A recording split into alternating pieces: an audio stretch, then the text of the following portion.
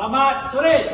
Perkenalkan, kami dari kelompok 3 angkatan 4. Di sini kami ingin mendiskusikan tentang 5W1H dengan bertemakan analisis kasus serangan phishing terhadap ASN pemerintah Jawa Barat. Jadi kan kita ada analisis tugas 5W1H terkait kasus serangan phishing terhadap ASN pemerintah Jawa Barat. Nah, 5W1H itu kan ada what, why, when, where, who, sama how. Nah, kalau what itu apa sih yang terjadi? What itu yang aku baca itu kan, pada Januari 2024, serangan phishing berhasil mencuri data ribuan ASN di Jawa Barat. Pelaku mengirim lewat email berjudul undangan resmi Pemprov dan puluhan pegawai negeri langsung mengklik tautan berbahaya tersebut. Akibatnya sistem database Pemda terkunci oleh ransomware dan layanan publik lumpuh selama 3 hari. Oh, berarti kira-kira ini ada dong alasannya mengapa terjadi? Ya, kenapa dia bisa terjadi? Karena kurangnya pelatihan keamanan digital. Hanya 12% ASN yang pernah mendapatkan pelatihan keamanan digital. Yang kedua, budaya kerja yang ceroboh.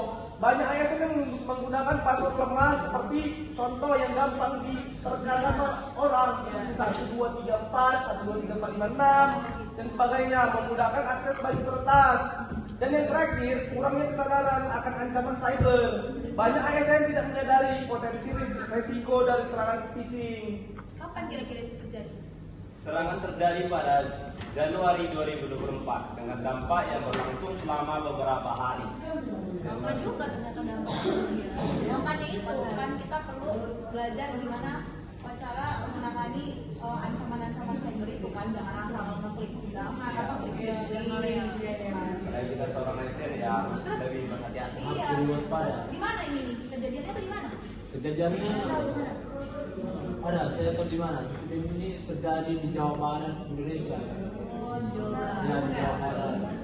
Indonesia, daerah Bandung dan sekitarnya mungkin ya. Siapa yang terlibat dalam kasus itu? Menurutku aku udah baca tadi yang terlibat itu kayak mungkin kelompok rentan yang menggunakan teknik phishing untuk menandakan para ASN. Jadi korbannya itu ribuan ASN di pemerintahan daerah Jawa Barat yang kena. Terus pemerintah daerah Jawa Barat dan Badan Siber dan Sandi Negara BSN. Kenapa? Gimana kok serangan itu bisa kejadian tuh gimana? Nah, dari yang aku baca dari kasus itu tadi, pelaku itu ngirim email palsu untuk mengelabui ASN.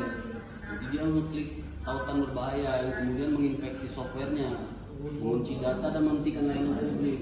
Nah, itulah yang dari baca dari kasus ini. Jadi ngeklik link itu semuanya langsung ini ya, sistemnya langsung kekunci, langsung Iya, karena di dalam link tautannya itu sudah dikaitkan satu virus itu. Jadi sehingga begitu si korban mengklik link itu, Virus itu Kenal ya. otomatis langsung masuk ke software yang ada di kantor itu. Jadi tiba-tiba tuh udah softwarenya kejangkit, nantilah semua layanan publik, nyoleklah semua. Ada nggak sih jika kita sambungin sama 4 pilar literasi digital, apa aja tuh? Ada yang pertama digital skill, yaitu hanya 12% ASN yang pernah mendapat pelatihan keamanan digital. Terus digital safety, yaitu penggunaan password lemah dan kurangi kesadaran akan pentingnya keamanan digital. Kayak mungkin orang tuh asal-asalan aja gitu kali ya buat passwordnya. Masih dia ingat 1, 2, 3, 4, 5, 6. Iya, terus digital etik, kurangnya pemahaman tentang etika digital seperti berbagi informasi sensitif melalui saluran yang tidak aman. Yang terakhir, digital kultur, yaitu budaya kerja yang ceroboh dan tidak memprioritaskan keamanan digital. Nah, berarti seharusnya kita tuh tingkatin literasi digital ASN kita, kayak misalkan ngelakuin pelatihan rutin, seperti menyelenggarakan pelatihan keamanan digital secara berkala untuk seluruh ASN, karena kasusnya terjadinya di ASN kan. Terus juga simulasi serangan, kita coba tuh gimana kalau misalkan nanti terjadi serangan phishing tuh, biar kita tingkatin kewaspadaan kita terhadap serangan phishing tersebut. Terus kalau secara penguatan sistem keamanan itu kita nerapin implementasi autentifikasi 2 faktor, kan ada tuh di WhatsApp juga ada. Nah, terus juga melakukan audit keamanan berkala. Melakukan audit keamanan ini secara rutin untuk mengidentifikasi dan mengatasi potensi kerentanannya itu. Terus ada lagi nggak yang bisa nambahin? Mungkin kita bisa kolaborasi dengan BSSN itu kayak pendamping teknis, bekerja sama dengan BSSN untuk mendapatkan dukungan teknis dalam mengatasi dan mencegah serangan siber. Baru menyusun kebijakan bersama BSSN, menyusun kebijakan keamanan digital yang sesuai dengan kebutuhan dan tantangan lokal.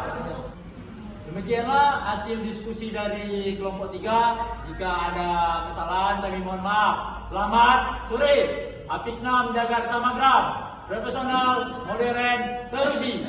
We are family.